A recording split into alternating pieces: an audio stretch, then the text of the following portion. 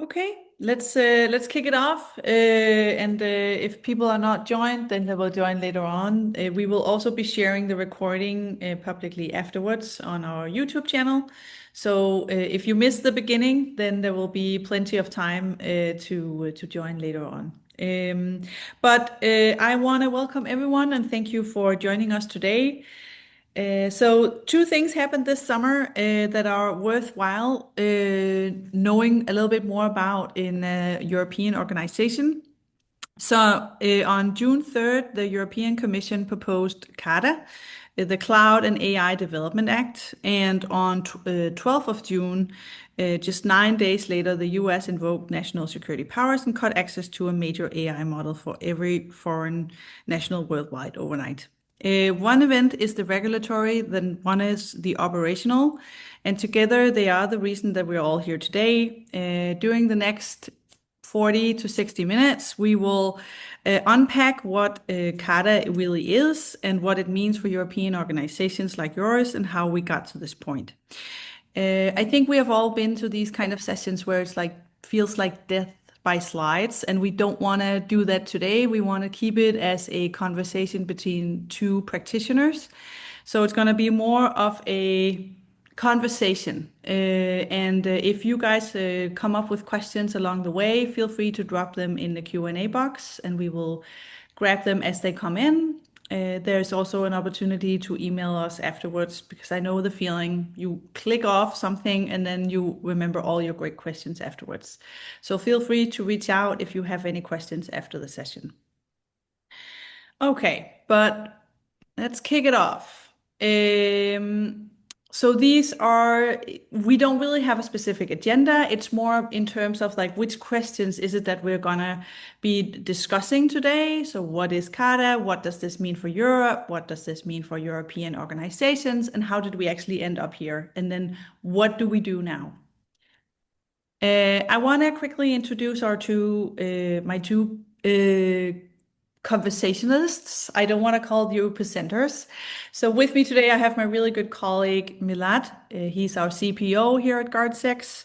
And he spends his time working directly with CISOs and security leaders across Europe on what sovereignty actually needs to mean in practice and not just in our own marketing.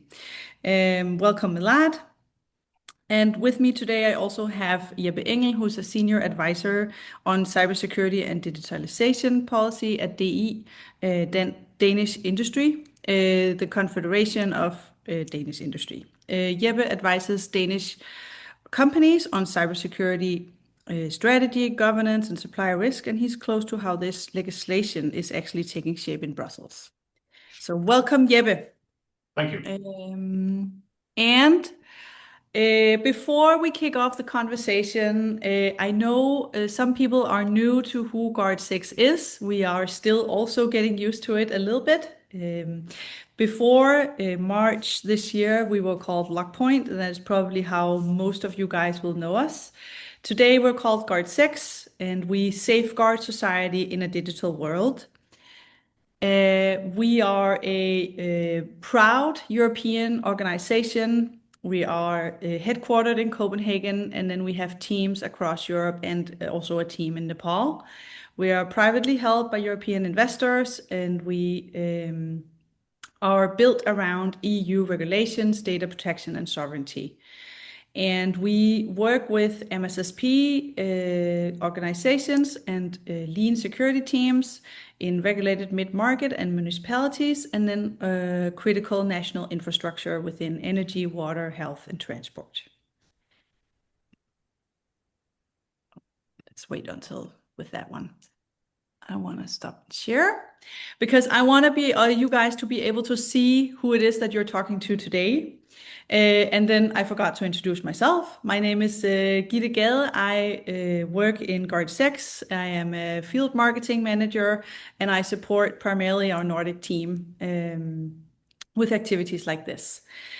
Okay, but I want to kick off the conversation in a completely general question. So, Milad, Jeppe, in plain terms, can you maybe put a little bit word on like what is CADA? Why are we talking about this today?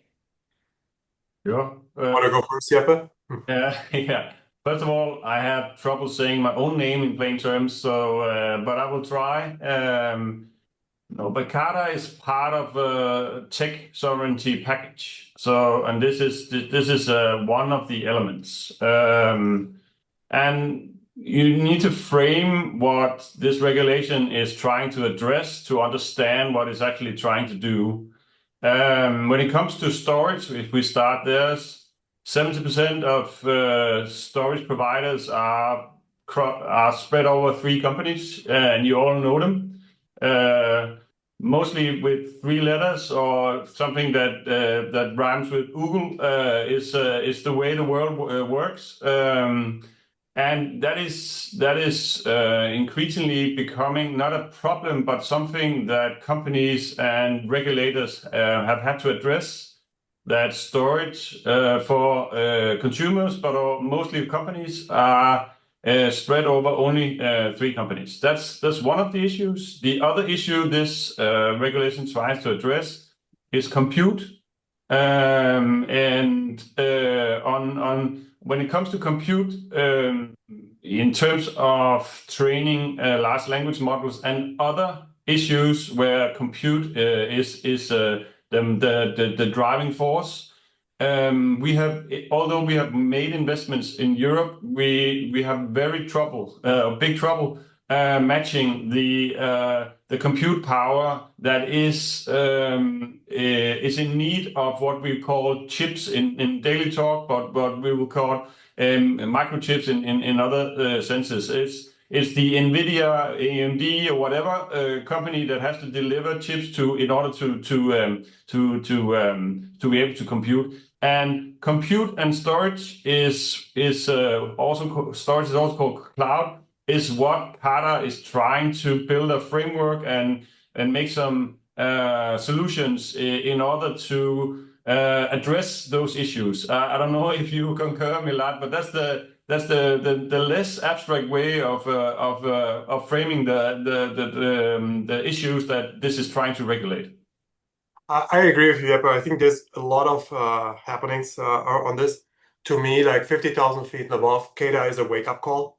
I think and a way for Europe to make a strategic statement. And that statement for me is centered around we no longer accept that cloud, AI, digital infrastructure is an afterthought, but rather it is critical infrastructure. And as such, data sovereignty, data residency, and everything that goes with it from a people, process, and technology perspective needs to be reevaluated. Yeah. And this comes in a perfect time because in Denmark, for instance, we are having in discussions that we frame in a data center discussion, but that's pretty much that could cover both compute and cloud, and that is directly linked to an energy problem, and it's not isolated for Denmark. That's a European problem that this regulation doesn't try to solve. It's not this regulation that's meant to solve it, but it needs to be solved in order to all this being successful. Without us building a system where energy investment goes on a sideway or ahead of the investment in compute and cloud infrastructure, it would not make sense. If the energy issues that we have in Europe in terms of our energy system is not fixed, then we can build all the buildings we want. We will not have the power to run them, or the power will have to go from other companies or consumers, and that would create chaos, and no politician would go that way. So this is a part of a solution, but not the solution. Okay. Okay. And maybe again, a little bit of a general question, but what does this actually mean on the ground for like a hospital or a utility or a municipality that's reading about this for the first time? Yeah, that's now it's going to be a little bit more abstract. No, but the Commission has tried to make a framework in terms of primarily storage that is built on 4 levels, and it is what something Milad said earlier. It is everything is built in terms of a sovereignty discussion. That is the overlaying thing in all of these. So when we're talking about what would happen in terms of organizations like a hospital or a company, it would be that if you host data that is critical or owned by the public or the taxpayers, there will be a demand for a higher level of sovereignty, and the higher the risk the data involves, the higher the demand for on a scale for a higher sovereignty. And they have put it in 4 levels. And the news, there's a lot of new stuff in the 4 levels, but in reality, this is public critical data that is meant for the 2 highest levels, level 3 and 4. This is health data, especially all that is covered by GDPR and stuff like that, and of course secrets like defense and stuff. And the trouble is that in CADA, the 4 levels, when it comes to level 3 and 4, even though we can see the logic in it, there's not a real market because we're not talking about a lot of data. In reality, it's not the secure data is not a market that will grow from this, because this is not extreme amount of data. So the real issues that we have to talk about is the two first levels. The level 1, Milad, would you agree, is what we would call public normal cloud? Yeah, absolutely. And the level 2 is where all the possible problems start, which you can say. The opportunity,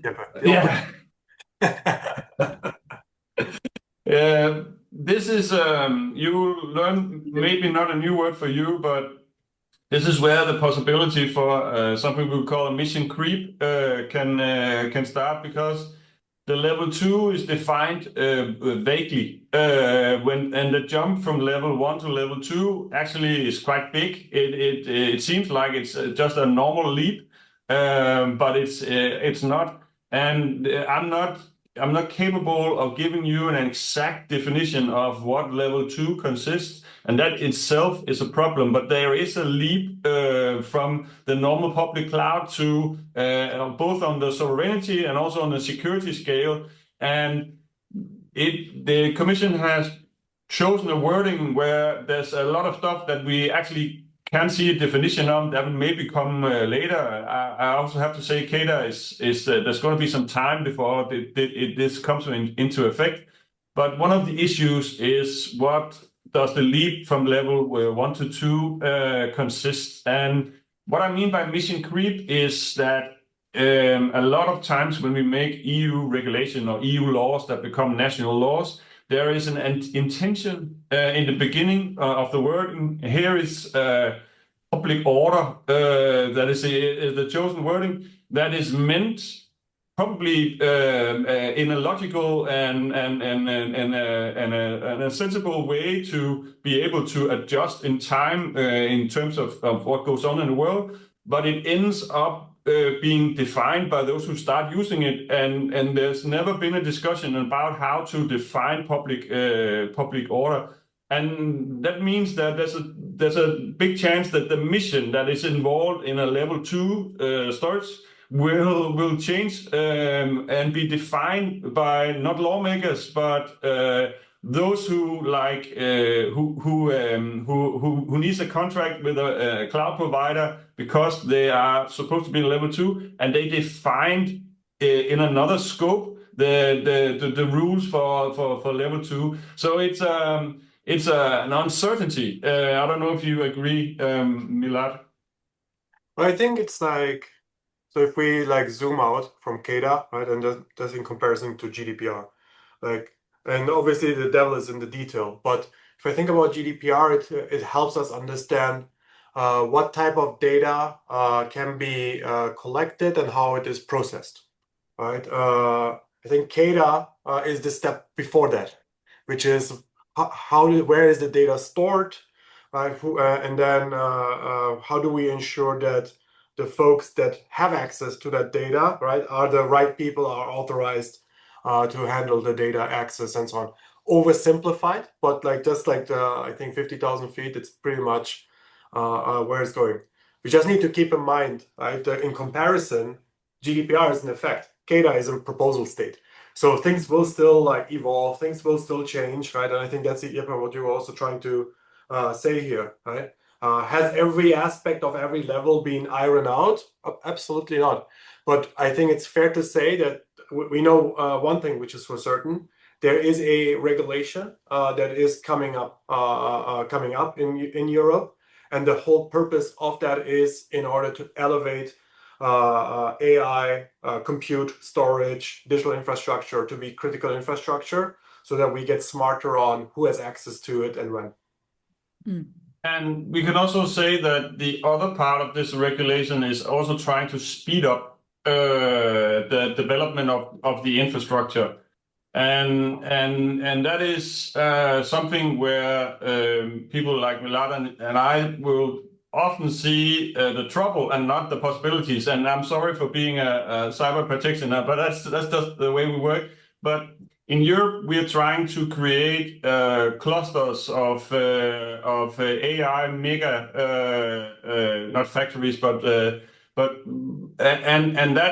When you put all the AI chips in 6 buildings in Europe, if just for an example, it becomes a resilience problem that doesn't have to be a problem, but if it's not addressed as a critical infrastructure, which is probably regulated by other stuff, it becomes a security problem, because we are betting on these AI mega infrastructure as our future solutions for driving development in Europe. And we need to fix the energy problem, yes, but we also need to not create new critical infrastructure with using or doing it by making the same mistakes that we have created infrastructure earlier. And Milad has an excellent point when it comes to GDPR. It's actually more than 20 years ago that we got the GDPR, the directive or act in Europe, and we still don't know how to use it really good. We've figured out that it's important, and I can remember 20 years ago we all had to attend 10 videos, and then we all of our co-workers, we were like flying high on GDPR, and then we have spent 20 years figuring out why it's important.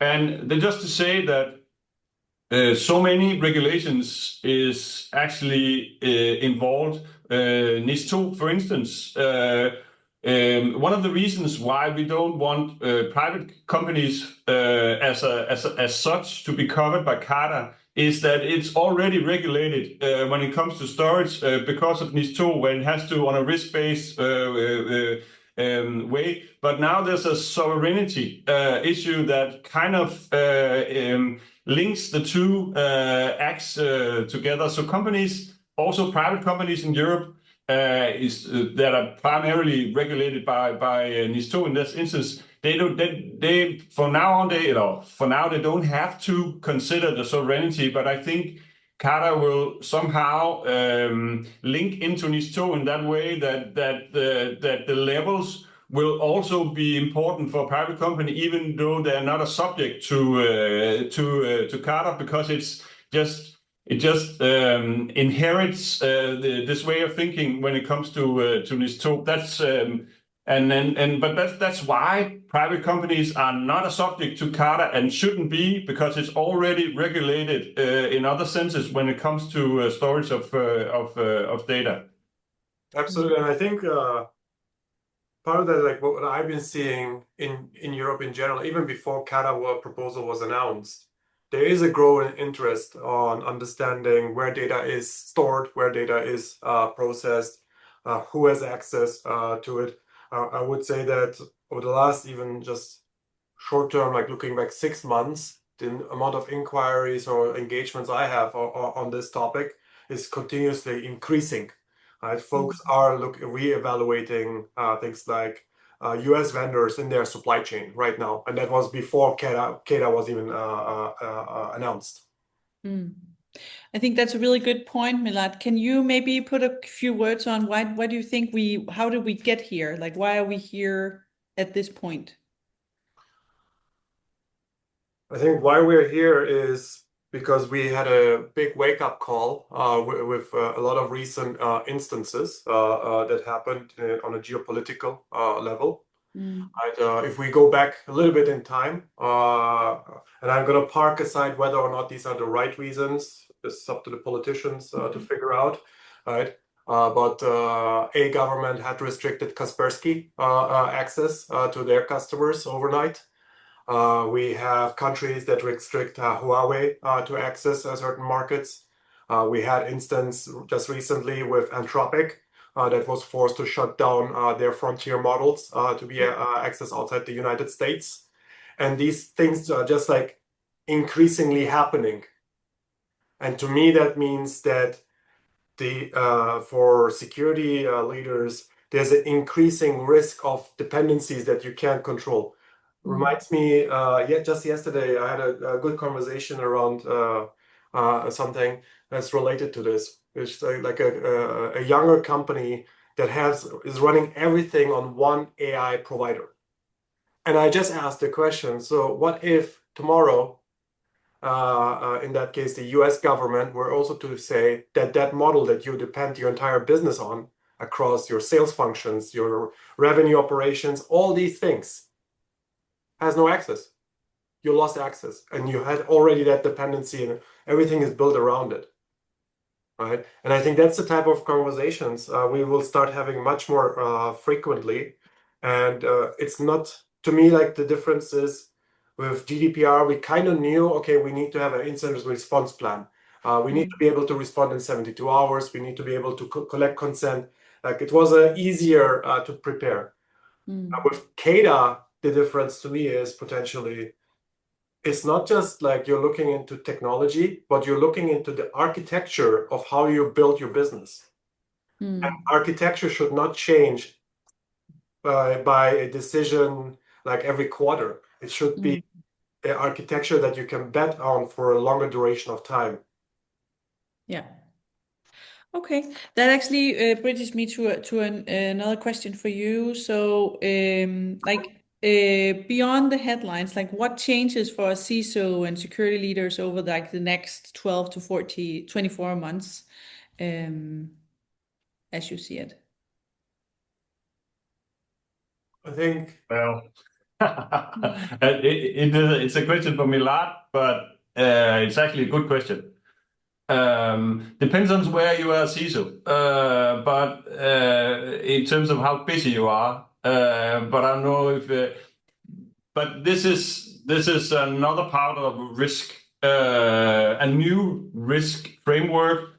Now it's a sovereignty risk framework that you have to relate to, and it depends on who's your customer or who are your suppliers, and even though you are not covered or CADA is not in effect, you need to map out your dependencies when it comes to and relate them to your customers. And this sounds simple, but this is enormously complex. And this is another task for a CISO the next 12 to 14 months. I don't know if you agree, Milad.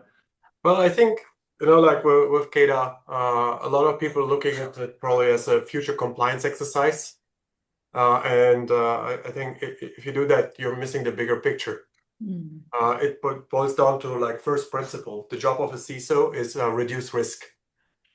With CADA, I would say the definition of risk is changing because for the last 20 years or so, we were optimizing for like new use cases, new capability, performance, cost. But going forward, like there will be another layer to that, which is how do we maintain freedom of action while the world is so rapidly changing? Yeah, true. And dependencies is actually more important when it comes to sovereignty than who's your provider. Because if you can easily shift between your vendors in when it comes to storage, you have a freedom to do it, and then who's the vendor is not that important. But now there's a sovereignty framework suddenly that also plays a part, and then suddenly your customers and those you want to be your customers becomes an issue. And if you want, a lot of cybersecurity vendors and also others want to be a part of being a supplier to defense. And now this is here's CADA really making it a new ball game, because this will mean level 4 in terms of storage, and I'm pretty sure that defense had high security measures before. But as I see it, this is making it almost impossible to use a hyperscale. And that's that. But Milad, that's the issue when it comes to level 1 and 2. I'm pretty sure the hyperscalers, as we mentioned before, they will all pretty fast become compliant. But when you move into 3 and it definitely 4, it will be almost impossible for a hyperscaler that is American owned to be a supplier. So this is a totally new ball game, and it probably has some cost issues as well. Not that I know anything about that, but that's hugely complex. So a lot of discussion with the business side on who is our customers and what are their storage demands, and what if CADA comes to effect, what would that happen with the storage demands? But because this could mean a shift from AWS to Deutsche Telekom or whoever is the European sovereign-owned provider that could be a part. I don't know, but that's a major task. And I would just want to add there and see if it sticks also with you, Jeppe. That problem existed way before CADA proposal was announced, and I think a couple of months back, like it was starting to bubble up in the defense community, in some regulated industries, where people were looking into it from a supply chain risk perspective. How much can I depend today on foreign national-owned companies? Right? We had instances like fairly recently in France, for example, where Microsoft had to disclose that, yeah, if needed, I need to provide the access to the data, because they are subject to things like the US Patriot Act, like the US Cloud Act, right? I think, again, just CADA gives us now the proposal, hopefully in effect also at one point, in order to have that regulatory lever, I think it's the English term, to navigate through this much more clearly. So it doesn't become like an opinion discussion, but more like a regulatory-driven discussion. True. You also need to include another EU act that is not in effect but being discussed. I was just in Brussels the last 2 days to discuss it. It's the Cybersecurity Act 2, which will probably include a framework to make a list of high-risk vendors that you also need to look at. Also, when it comes to storage and compute. But also the possibility of being a part of a European cybersecurity scheme certification that would make it easier for you to look at suppliers that are certified in Europe in terms of security, but also being a certified cybersecurity vendor yourself, that would make it easier. But high-risk vendors, part of CSA2, as it's called, is going to be exciting in combination with CADA. So that's the real thing. Yeah, but otherwise I would see in light of CADA yeah, a lot of evidence over labels.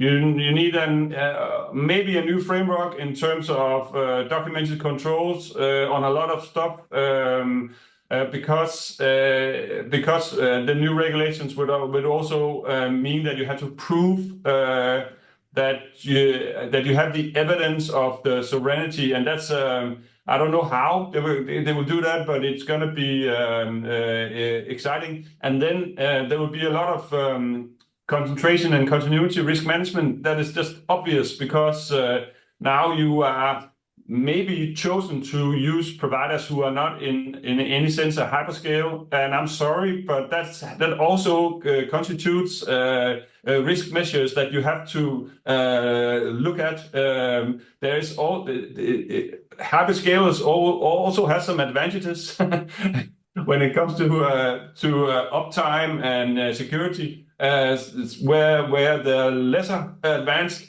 storage could have some risk that you have to look at. So it's and then but this argument between Milad and me is actually also a point that you have to from now on be very, very aware of, that in Europe this is not going to be the last cybersecurity regulations, because we are behind on a lot of stuff, and we have to move cultures in both organizations and in companies, and it is just done by regulation or laws in Europe. So there's also a trajectory about regulations that you have to be mindful of all the time as a CISO, and it never ends. I'm sorry, and that's just the way it is. So this is just the beginning. In 2027, it will be NIS 3, and the Cyber Resilience Act will come in effect in 2027. So this is just another one on the list. Okay. Okay, so if you were advising a CISO who's looking at their 2027 strategy today, what are like 3 investments you would maybe prioritize in light of CADA? Well, I would keep it very simple. First one, own your data, and I actually mean own your data. If you don't control your telemetry, you don't control your security. Second one, I think, is we need to start thinking about design for optionality, right? So avoid architectures where replacing a critical dependency becomes like a multi-year project. To me, like flexibility isn't like a luxury anymore. Like it's how we need to build our systems, our processes, our technology stacks for. And I think the third one is probably we need to embrace AI much more aggressively, but, and there's the but, we need to make sure that we understand and can trust the systems. And that is much harder done than said, right? If you think about the data that the CISOs are responsible for, right? Security data is probably among one of the most sensitive data of an organization. Right? It includes like things like all the authentication records in a system, all the endpoint behavior, the workstations, the servers, and so on. So it needs to be really, really clear on exactly how it is processed, who has access, and under which jurisdiction it operates.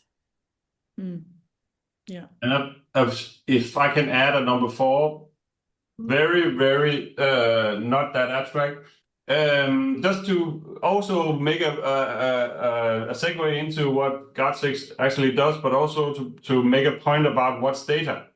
It's increasingly the log data that a company provides is also becoming a subject for interest, and also a subject when it comes to sovereignty and and something that is used. And I will give you an example.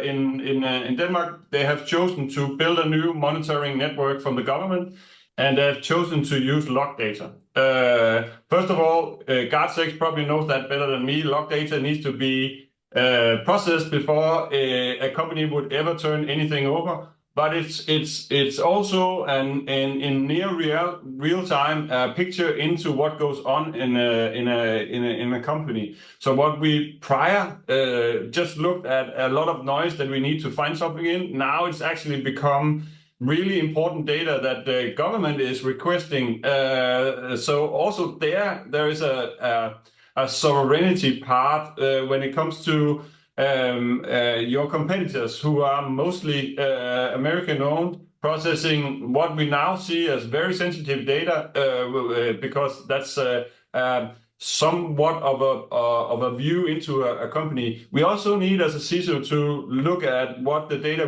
we are processing. In a production company, a lot of production data is never used. A lot of production companies process enormous amount, petaflops of data.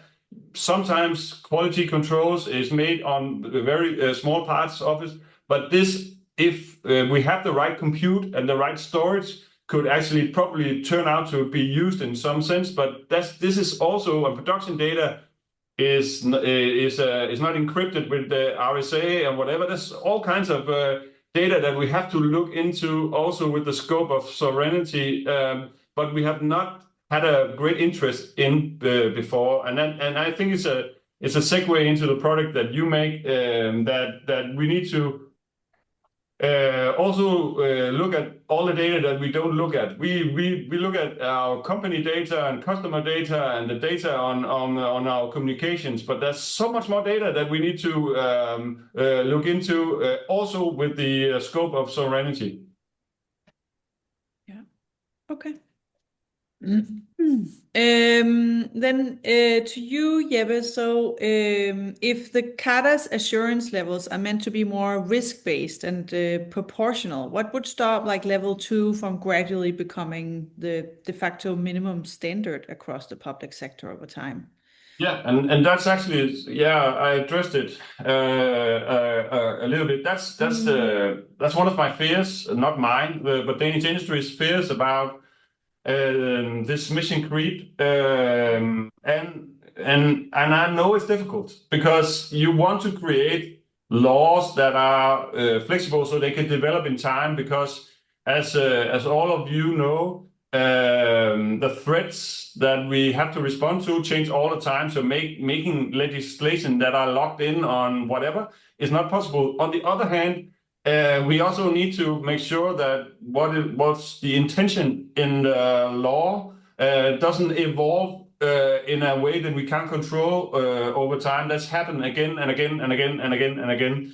So the assurance levels have to be, and Milad and I already discussed it. This is not honed out. Now we can't see the details, and maybe the details will be principles, but we need to find a way to agree on how to understand the assurance levels. Otherwise, we could also risk that in Sweden and Denmark, we will look at it at different ways, making it very difficult to compete on the same products as a storage provider or whatever. So the assurance levels that are meant to be risk-based, we need to find a framework that probably not invented yet, that could make it adjustable in terms of threats, but not in a way that there could be a mission glide or mission creep, that it will evolve in different speeds. And I'm pretty sure that we all know that some parts of Europe are more keen on discussing digital sovereignty than other parts of Europe. There's a pull from France at the moment. I think they play a big part in writing CADA. And we just need to be, in terms of creating not more troubles for the not existing inner market in the European Union, assurance levels that plays a part in that. That's just my point. I don't know if you agree with that. I agree. I'm really worried about mission creep here as well. To me, my hope or my dream so to say, is that as these things mature, that we are not looking into ways of what's the bare minimum so I get a checklist if someone asks me, because that's for me just the wrong way of approaching this, to be honest. I think one thing that's really fascinates me is we have spent years trying to eliminate every possible failure inside our own infrastructures. We did not want to have single point of failures, right? Like going back, like we talk about like clusters and failover strategies and all these things. But yet, as organizations, we have created outside of our own remits, outside of our own controlled infrastructure, a single point of failure, right? And I think CADA is, to me, the wake-up call. Whether or not like we are like level 1, 2, 3, whatever it is, we need to take an honest assessment. We need to understand what we are signing up for. And then alternatively, like the job of a CISO is risk management. The CISO need to agree what is the risk level that they are comfortable with to sign up for. Yeah. Okay. I think like based on what I'm hearing you guys saying, like there's also like a big difference in terms of when we hear a lot of different vendors talking about sovereignty, there can be different claims in terms of sovereignty, and maybe there's a distinction between a claim and a guarantee. We see US vendors claiming to be sovereign. What should a customer look for in order to like separate marketing from actual reality? So the claims versus the guarantees. So you wait 45 minutes to ask the $1 million question. I like it. No, but this is what it comes down to. This is actually probably what CADA was intended for, to find a mechanism, and now it becomes exciting because sovereignty claims should be evaluated against verifiable documented criteria. We don't have them, but we need to figure out how we put marketing language aside and look at something that we all agree on is verifiable. I don't know what it's going to consist, but I would bet you that any hyperscaler would be ready from day one. CADA is in effect on level 1 and 2. Probably because we're not ready with any sort of compliance that we can agree on, but this is there's all kinds of things to look for. We could just probably say all kinds of technical stuff we could demand, but do you know how many companies every day send demands in terms of GDPR to Microsoft and Google and AWS and don't get a reply? We need to find another way to evaluate sovereignty claims, and if we don't succeed on that, CADA will not be a success. Yeah, I agree. I mean, there's a lot that vendors will claim, right? And then it is on the practitioners to validate, right? Validate those, right? And then depending on the risk appetite, it is either you validate it or you expect a third party to validate it, right? I mean, there's different ways of approaching it.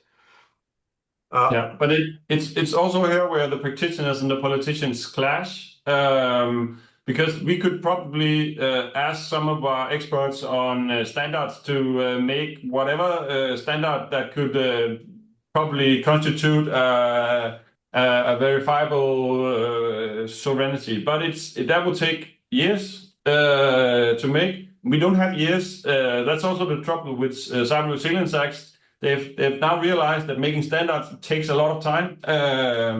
But how do we make a successful framing about sovereignty when it comes to CADA is something that is really important.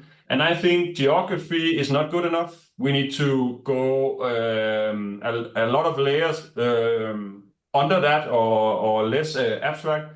I think it's also the trouble with using geography. It's not sufficient in any senses. There could probably be American or Asian owned or whatever owned companies that could technically offer a sovereign setup. So geography is not the only way to measure it, and then becomes difficult. And we need to figure out a way to do that before it comes into effect. Otherwise, it will be useless.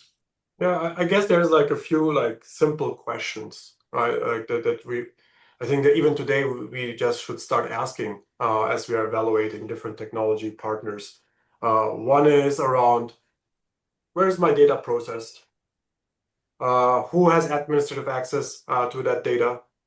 Under which jurisdiction does the company ultimately fall under? Can I deploy the platform where I choose to, or you're telling me where it is deployed? And I guess, can the AI operate without me sending my security data somewhere else for processing, right? If any of these questions to me are not like crystal clear answered, that's marketing. So I'm actually hearing you like an overall theme for all the things that you just listed. I'm hearing like control your own data as a headline. Sure. Yeah. Okay. Before we kind of round off, is there anything else that you guys feel like we wanted to get out into the world before we? Just that this is good that we have a discussion about an EU act that is being discussed, and very early looking at the pros and cons about and making sure, or trying to make sure, that CISOs already put this in their deck of tasks, because it actually works perfectly with the NIS2 and Cyber Resilience Act and and Cybersecurity Act 2, that you also have to find more details way to look at risk, that and the parameters of your risk appetite changes. This is just another framework for an element in your risk appetite, and I think it's positive that we discuss it on a very early stage, and we also now can influence because the politicians are more open to listening to what it constitutes of work for a company to be being regulated. And this is important, and we need to find a way that is not an enormous compliance burden, but on the other hand, cut out the marketing bullshit. Yeah. Okay. Agree. Look, sovereignty, right? It's not this product update that will be pushed out. Yeah, it's an architecture property that is the responsibility of the security team to design from day one. Yeah. Okay, thank you to both of you. This has been like a really useful conversation. I want to thank you both. A quick summary is that CADA isn't a law yet. It still needs the 27 member states and the European Parliament, and so it's not going to be probably adopted before some time, but NIS2 is already in force, like you mentioned, Jeppe. There's a wide variety of potential fines, and the NIS2 is the obligation right now. NIS3, as you mentioned, Jeppe, is also coming, and CADA is for sure a direction that we're seeing from Europe now. If you guys that are listening in want to maybe take a step deeper, we have put together an operational playbook for sovereign security under CADA. Here you can read a little bit about the levels that Jeppe has mentioned. What is it that is talking about, and how mature regulated teams prove sovereignty in practice. You will all receive an email afterwards with a link where you can download the playbook and also rewatch the recording if you joined mid-session. But I want to thank you guys again for talking about this topic, both Milad and Jeppe. This has been super useful, and I also hope that it was beneficial for you guys listening in. And thank you for joining us today. Thank you. Thank Bye-bye. you. Take care. Bye.